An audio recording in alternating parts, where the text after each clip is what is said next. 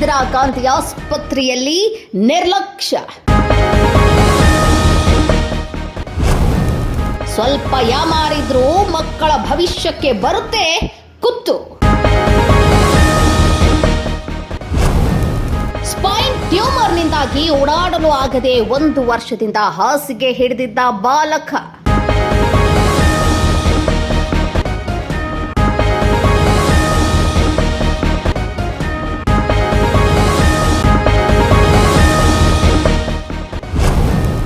ತಿಂಗಳಾನುಗಟ್ಟಲೆ ಇಂದಿರಾ ಗಾಂಧಿ ಮಕ್ಕಳ ಆಸ್ಪತ್ರೆ ಸುತ್ತಾಡಿದ್ರೂ ಸಿಗದ ಚಿಕಿತ್ಸೆ.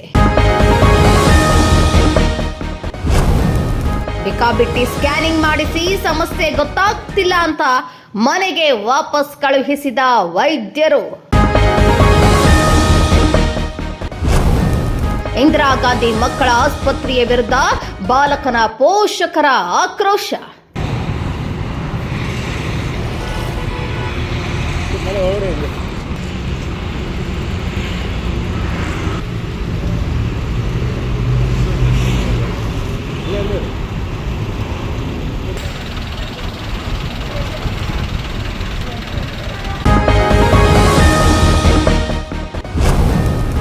ಹದಿನಾಲ್ಕು ವರ್ಷದ ಬಾಲಕನಿಗೆ ಪ್ರಮುಖ ಸಮಸ್ಯೆಯನ್ನೇ ಬಿಟ್ಟು ಬೇಕಾಬಿಟ್ಟಿ ಸ್ಕ್ಯಾನಿಂಗ್.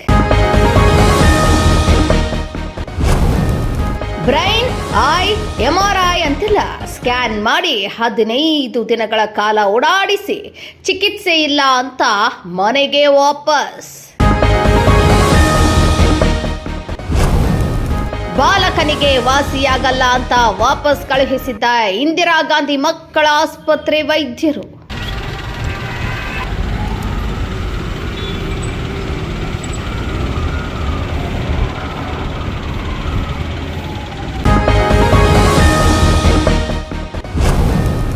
ಮಗು ಜೀವನ ಹೋಯಿತು ಅಂತ ಮನೆಗೆ ವಾಪಸ್ ಬಂದಿದ್ದ ಬಾಲಕನಿಗೆ ಖಾಸಗಿ ಆಸ್ಪತ್ರೆಯಲ್ಲಿ ಪುನರ್ಜೀವ.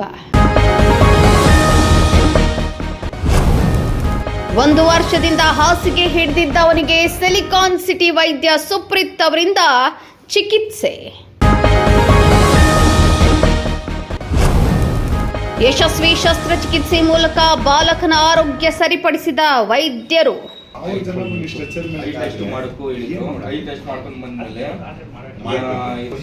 ಗೊತ್ತಾಗಿದ್ಮೇಲೆ ನಾವು ಒಂದು ಚೆನ್ನಾಗಿ ಮಾಡಿದ್ದಾರೆ.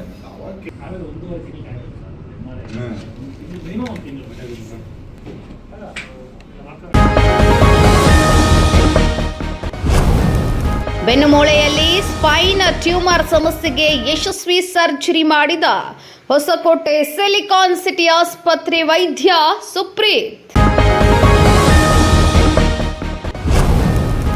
1 ವರ್ಷದಿಂದ ಹಾಸಿಗೆ ಹಿಡಿದಿದ್ದ ಬಾಲಕ ಇದೀಗ ಎಲ್ಲರಂತೆ ಓಡಾಟ. ಖಾಸಗಿ ಆಸ್ಪತ್ರೆಗಳಲ್ಲಿ ಆಗುವ ಚಿಕಿತ್ಸೆ ಇಂದಿರಾ ಗಾಂಧಿ ಮಕ್ಕಳ ಆಸ್ಪತ್ರೆಯಲ್ಲಿ ಯಾಕೆ ಆಗ್ತಿಲ್ಲ ಅಂತ ಪೋಷಕರ ಆಕ್ರೋಶ. ನೀವು कुछ थोड़ा गलत है उसके लिए रहने दे 2 दिन बाद निकालो.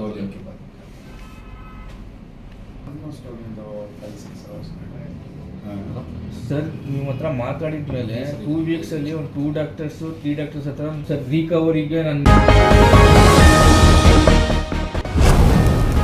ಬಡ ಮಕ್ಕಳಿಗೆ ಸೂಕ್ತ ಚಿಕಿತ್ಸೆ ನೀಡದೆ ನಿರ್ಲಕ್ಷ್ಯ ವಹಿಸಿ ಮಕ್ಕಳ ಭವಿಷ್ಯದ ಜೊತೆ ಚೆಲ್ಲಾಟವಾಡುತ್ತಿದ್ದಾರೆ ಅಂತ ಆಕ್ರೋಶ. ಜೀವನ ಪರ್ಯಂತ ಹಾಸಿಗೆಯಲ್ಲೇ ಇರಬೇಕು ಅಂದುಕೊಂಡಿದ್ದ ಬಾಲಕನ ಪೋಷಕರು. ಬಾಲಕನಿಗೆ ಯಶಸ್ವಿ ಶಸ್ತ್ರಚಿಕಿತ್ಸೆ ಮೂಲಕ ರಿಲ್ಯಾಕ್ಸ್ ನೀಡಿದ ವೈದ್ಯ ಸುಪ್ರೀತ್ಗೆ ಪೋಷಕರ ಧನ್ಯವಾದ. ಇರೋದು ಆರ್ಥೋಪಿಕ್ ಡಾಕ್ಟರ್ಸ್ ಅವ್ರು ಏನು ಹೇಳಿದ್ರೆ ನ್ಯೂರೋ ಸರ್ಜನ್ನ ಅರೇಂಜ್ ಮಾಡ್ತೀವಿ. ಸ್ಪೈನಲ್ ಕಾರ್ಡ್ ಯಾರ್ದು ಇಲ್ಲ, ಬೇಕಂದ್ರೆ ಗೌರ್ಮೆಂಟಲ್ಲಿ ಎಲ್ಲಿಲ್ಲ, ಬೇಕಂದ್ರೆ ಇದು ಇಂದಿರಾ ಗಾಂಧಿ ಆಪೋಸಿಟ್ ಒಂದು ಹಾಸ್ಪಿಟ್ಲ್ ಇದೆ, ಅಲ್ಲಿ ಇದೆ, ಅಲ್ಲಿ ಹೋಗಿದ್ರು ಖರ್ಚು ಬರುತ್ತೆ ಅಂತ. ಆಯಿತು ಹೋಗೋಣ ಅಂದರೆ ಅವ್ರು ಏನು ಹೇಳಿದ್ರು ಅಂದರೆ ಸುಪ್ರೀತ್ ಸರ್ಕಲ್ಗೆ ಹೋಗಿ, ಅಲ್ಲಿ ಹೋಗಿದ್ಮೇಲೆ ನಿಮಗೆ ಆಲ್ಮೋಸ್ಟ್ ಅದೇ ಪ್ರೈಸಲ್ಲಿ ನಿಮ್ಗೆ ಮಾಡಿಕೊಡ್ತಾರೆ. ಬಟ್ ನೀವು ಅಲ್ಲಿ ಹೋಗಿ ಮಾಡ್ಕೊಂಡಿದ್ದ ಬದಲಿ ಇವು ಚೆನ್ನಾಗಿ ನೋಡ್ಕೊತಾರೆ, ಅಲ್ಲಿ ವಿಸಿಟ್ ಮಾಡಿ ಅಂತ ಹೇಳಿದರು. ಇಂದಿರಾ ಗಾಂಧಿ ಆಸ್ಪತ್ರೆ ಅವ್ಯವಸ್ಥೆಯ ಬಗ್ಗೆ ಪರಿಶೀಲಿಸುವಂತೆ ಸರ್ಕಾರಕ್ಕೆ ಮನವಿ. ಬೇರೆ ಬಡ ಮಕ್ಕಳಿಗೆ ಈ ರೀತಿ ಆಗದಂತೆ ಕ್ರಮ ಕೈಗೊಳ್ಳುವಂತೆ ಒತ್ತಾಯ.